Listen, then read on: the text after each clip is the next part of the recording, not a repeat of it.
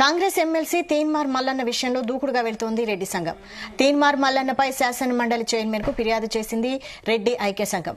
రెడ్లను కించపరిచే విధంగా దూషించిన తీన్మార్ మల్లన్నను ఎమ్మెల్సీగా డిస్క్వాలిఫై చేసి కఠిన చర్యలు తీసుకోవాలని శాసన మండలి చైర్మన్ గుత్తా సుఖేందర్ రెడ్డికి ఫిర్యాదు చేశారు కరీంనగర్ రెడ్డి సంఘం ఐక్య సభ్యులు. కొన్ని రోజులుగా తనపై మల్లన్న అనుచిత వ్యాఖ్యలు చేస్తున్నారని ఆరోపించారు.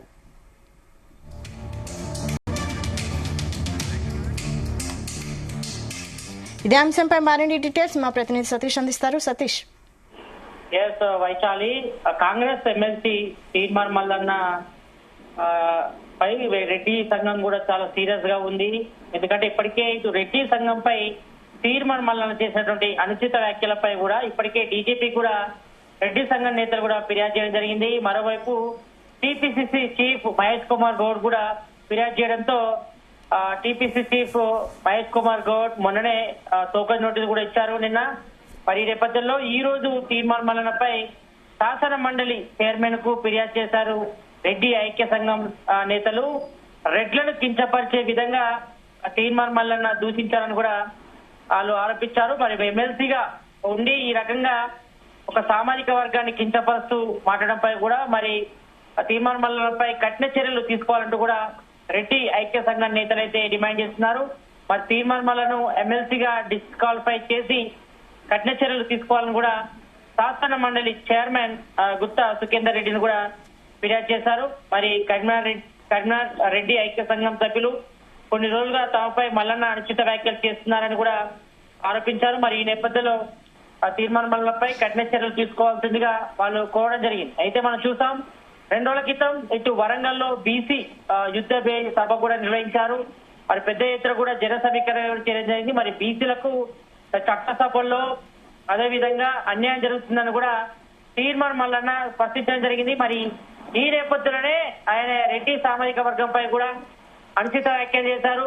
మరి ఒక 2 సంఘాలు మాత్రమే డెవలప్మెంట్ తప్ప మరి బీసీలు అంటే ఓట్ల జనాభాలో కానీ జనాభా ప్రాతిపదికన రాష్ట్ర వ్యాప్తంగా కూడా ఎక్కువగా జనాభా ప్రాతిపదికన చూస్తే మాత్రం బీసీలు ఎక్కువ ఉన్నారు. మరి వాళ్ళకు మాత్రం ఇటు చట్టసభల్లో మరి అధికారం చేజికరణలో మాత్రం తీవ్ర అన్యాయం జరుగుతుందని కూడా తీన్మార్ మల్లన్న కూడా ఆవేదన వ్యక్తం చేశారు. మరి ఈ నేపథ్యంలోనే మరి రెడ్డి సామాజిక వర్గంపై కూడా తీవ్రంగా విమర్శించడం జరిగింది బీసీ యుద్ధ భేరీ సభలో వరంగల్ సభలో.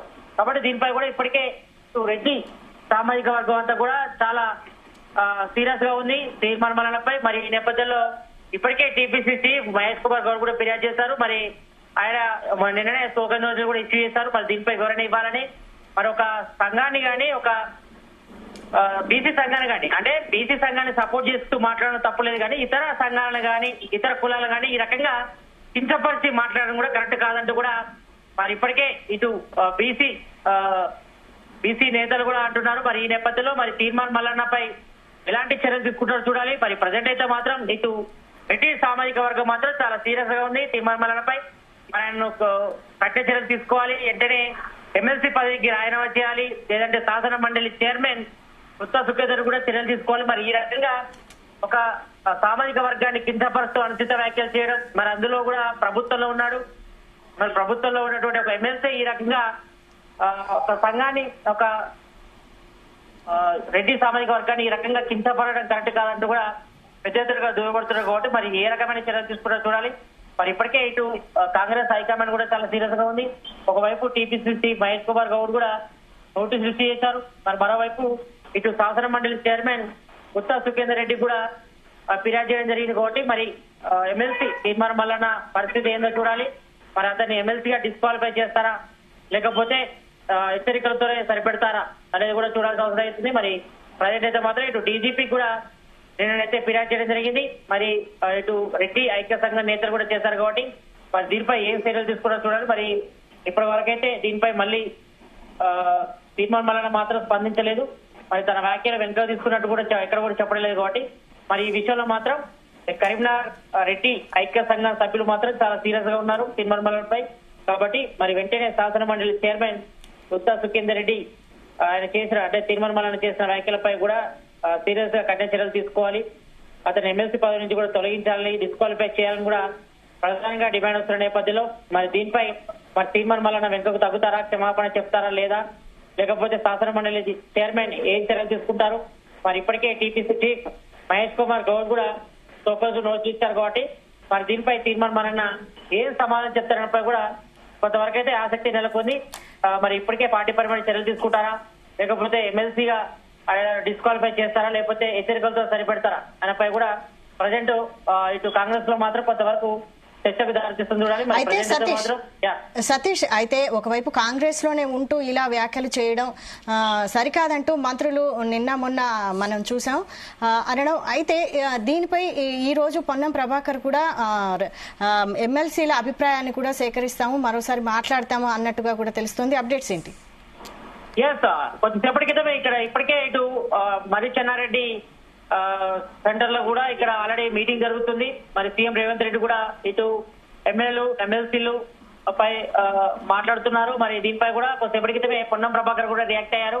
అయితే ఈ పార్టీ పరమైన చర్యలు తప్పకుండా తీసుకుంటాం. మరి ఈ రకంగా ఒక అంటే తమ సంఘాన్ని డెవలప్మెంట్ చేసుకోవచ్చు, సపోర్ట్ చేయవచ్చు, కానీ ఇతర నేతలు కానీ సంఘాలు కానీ ఈ రకంగా అనుచిత వ్యాఖ్యలు చేయడం కరెక్ట్ కాదు. మరి పార్టీ పరమైన చర్యలు ఏమైనా ఉంటే మాత్రం టీపీసీసీ మహేష్ కుమార్ గౌడ్ తీసుకుంటారని కూడా ఆయన చెప్పడం జరిగింది. కాబట్టి మరి దీనిపై మరి ఇప్పటికే సీఎం రేవంత్ రెడ్డి కూడా చాలా సీరియస్ గా ఉన్నట్టు తెలుస్తా ఉంది. మరి ఈ విషయంలో మాత్రం కొంతవరకు రెడ్డి సామాజిక సంఘ నేతలు అయితే మాత్రం చాలా సీరియస్ గా ఉన్నారు. మరి ఎమ్మెల్సీ తీర్మానం మల్లన్నపై కూడా చర్యలు తీసుకోవాలని చెప్పారు.